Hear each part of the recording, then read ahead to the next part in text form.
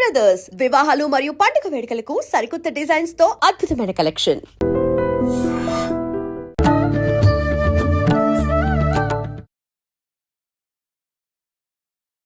నమస్కారం, welcome to I dream. ధర్మ మార్గం విత్ విజిత కార్యక్రమానికి స్వాగతం.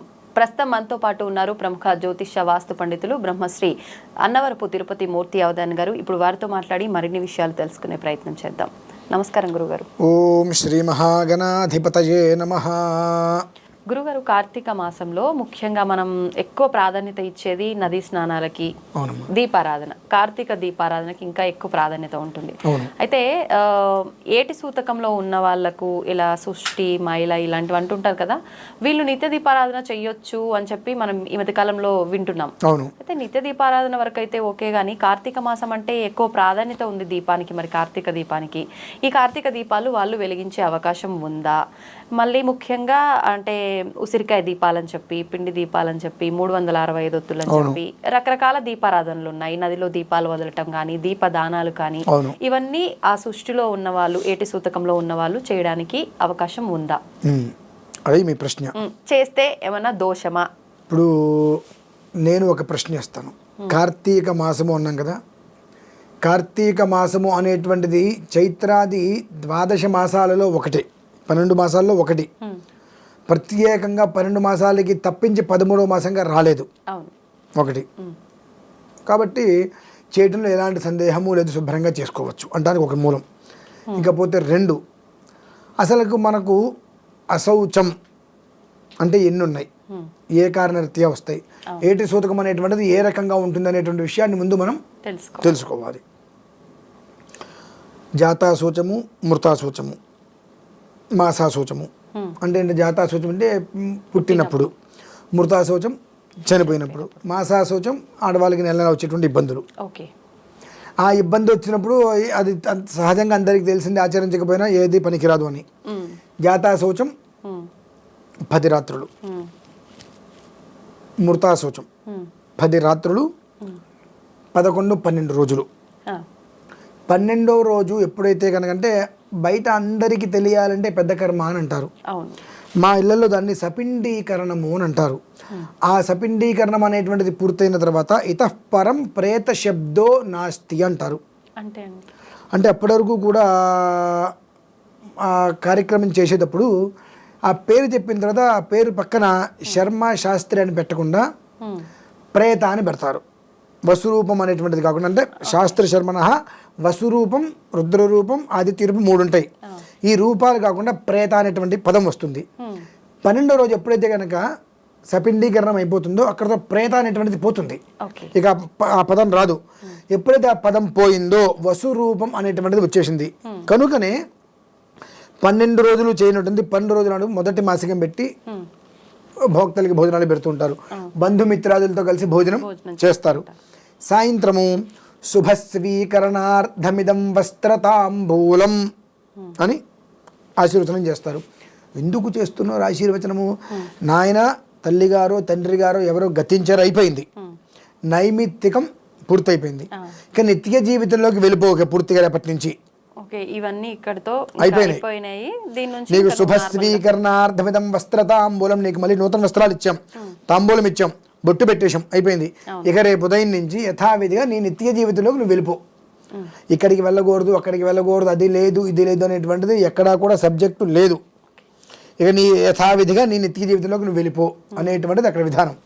అయితే దీని గురించి నేను రీసెంట్గా కొన్ని విన్నా, ఇది పనికిరాదు, చేయకూడదు, ఏటి సూతకం ఉంది అని చెప్పి. నాకు 2 విషయాలు అర్థంగానే ఉన్నాయి. ఎవరిని అడిగినా నాకు సమాధానం చెప్పట్లా. ఏమిటి ఆ 2 అని అంటే, చివరికి నేను తెలుసుకున్న తర్వాత దానికి ఏమిటి అని అంటే, మనిషి చనిపోయిన తర్వాత మొదటి 6 నెలల్లో ఆడపిల్ల పెళ్లి చేస్తే కన్యాదాన ఫలితం వస్తుందని చెప్పి పెద్దవాళ్ళు చాలామంది అన్నారు, చేసి ఉన్నారు.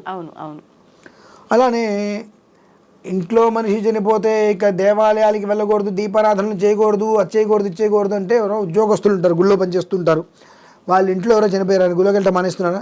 మానేరు. అంటే కొన్ని చెప్పడానికి పనిచేస్తాయా, ఆచరించడానికి పనిచేయవా? నా డౌట్లు. అంటే వృత్తిరీత్యా చేసే వాటికి మినహాయింపులు ఉంటాయని అంటారు కదా శాస్త్ర ప్రకారంగా, అలా కదా? తప్పమ్మా.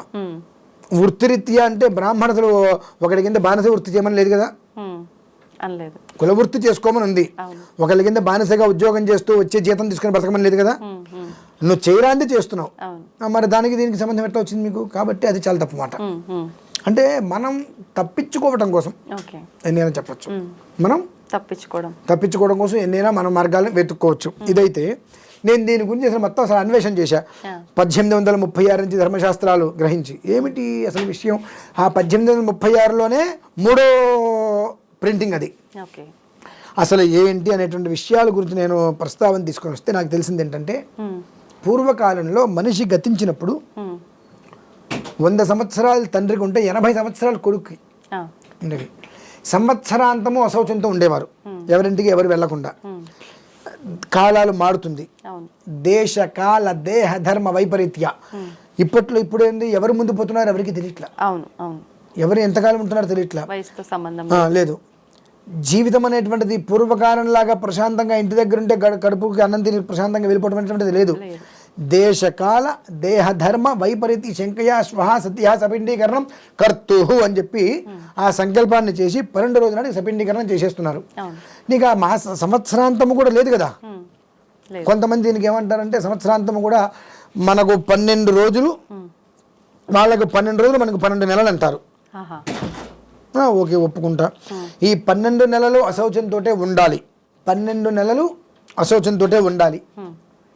ఈ మధ్యలో ఉన్న వ్యక్తి పోతాడు. ఇప్పుడు పరిస్థితి ఏంటి? కర్మ అందరికీ చెడుతుంది, పిశాచాలి రోడ్డు మీద పడి తిరుగుతూ ఉంటారు. కనుక ఈ దేశకాల దేహధర్మ వైపరీత శంకయా స్వహ సత్య అని చెప్పి 12వ రోజుతోటి దాన్ని పరిపూర్ణంగా సమాప్తం చేసి ఉన్నారు. నిత్య నైమిత్తిక కర్మలు వీటిని అంటారు. నిత్య కర్మలు అని అంటే 360 రోజులు మనం ఆచరించేది. నైమిత్తిక కర్మలు అంటే మనిషి పుట్టడము, మనిషి చనిపోవటము, లేదా ఈ పండగలు రావడము, నవరాత్రులు, ఇటువంటి వచ్చేవన్నీ కూడా నైమిత్తికము. అవి ఇన్ని రోజులు అని ఉంటాయి అంతే, సంవత్సరాల తరబడి ఉండవండి.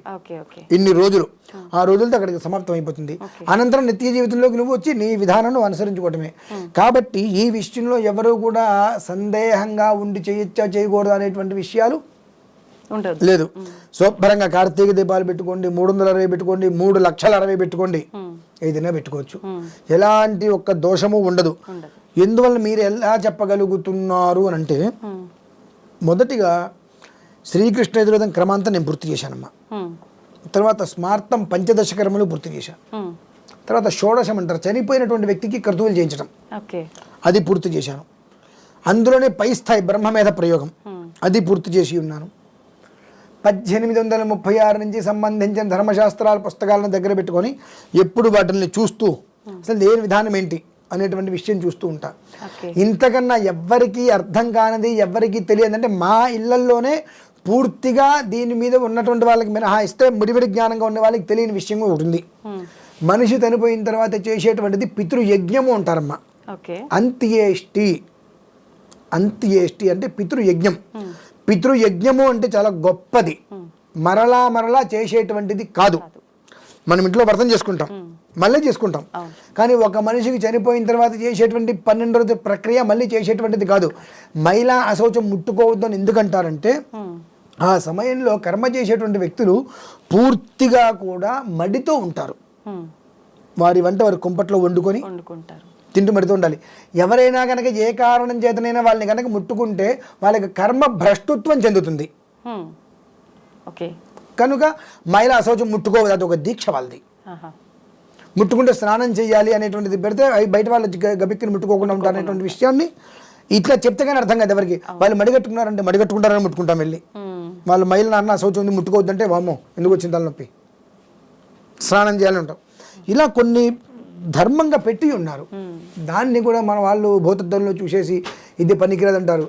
మీ అందరికీ కూడా చెబుతున్నానండి, మరీ చెబుతున్నాను. కార్తీక మాసం శుభ్రంగా ఈటల యొక్క సూతకం అనేటువంటి విషయాన్ని వదిలేసేయండి. 12వ రోజు పెద్ద కర్మతోటి కంప్లీట్. ఎప్పుడైతే కనుక మనందరికీ కూడా అక్కడ కూర్చోబెట్టి ఆ కర్మ చేసిన వాళ్ళకి వస్త్రాలు ఎప్పుడైతే ఇచ్చి అక్షతలు వేసి ఆశీర్వచనం చేశారో, 10 మందితో కలిసి మృష్టాన్న భోజనం చేశారో, అక్కడతోటి మొత్తం అంతా అభిషేకాలు అన్ని శుభ్రంగా ప్రతి ఒక్కటి భగవదారాధనకి సంబంధించిన ప్రతి ఒక్కటి చేసుకోవచ్చు. చేసుకోవద్దు అని అన్నారు అని అంటే ఎవరైనా తప్పకుండా మేము మానేస్తాము. కాకపోతే మనిషి చనిపోతే 6 మాసాలలో ఆడపిల్లకి పెళ్లి చేస్తే కన్యాదాన ఫలితం వస్తుందని చెప్పి ఎంతోమంది బ్రాహ్మణుల ఇళ్లలో చేసి ఉన్నారు, మేము చూసి ఉన్నాం. ఎలా చేశారు అంటే ఒక వివాహం చేయాలంటే ఎన్నో కృతువులు చేసుకురావాలి, అన్ని నూతన వస్త్రాలు, బంగారం అన్ని ఎటు జడు కొనుక్కురావాల్సి వస్తుంది. పితృదేవతలతో అందరిని పిలవాల్సి వస్తుంది. అది పనికొచ్చింది, ఇది ఎందుకు పనికిరాదు అనే ప్రశ్న వేయమనండి చాలు, ఇక సమాధానాలు దానికి అంతే పరిస్థితి. కాబట్టి ఎలాంటి భయము లేదు, శుభ్రంగా నిర్విఘ్నంగా చేసుకోవచ్చు. ఇంకా చెప్పాలంటే రేపు అమావాస్య రోజు నాడు, కార్తీక అమావాస్య డిసెంబర్ 1 నేను లక్ష దీపోత్సవం చేస్తున్నా.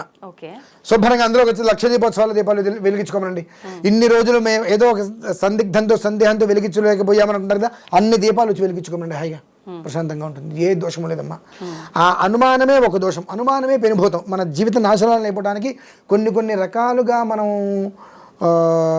మూఢనమ్మకాలు, ఆ మూఢనమ్మకాలు చేస్తే ఇది అవుతుంది, ఏమీ కాదు.